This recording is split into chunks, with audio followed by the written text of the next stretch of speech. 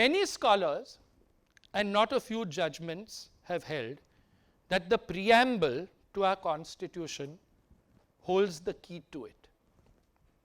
The first thing one notes in the preamble is the opening. We, the people of India, and the ending, do hereby adopt, enact, and give to ourselves this Constitution. The preamble makes clear, therefore, that neither the state nor the government of the day had anything to do with the Constitution.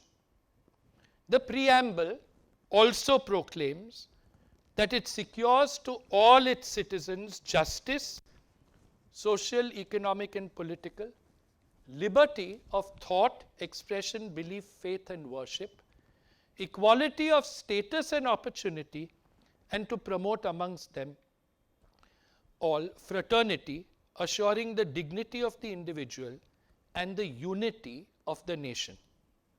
The 42nd Amendment added the word integrity.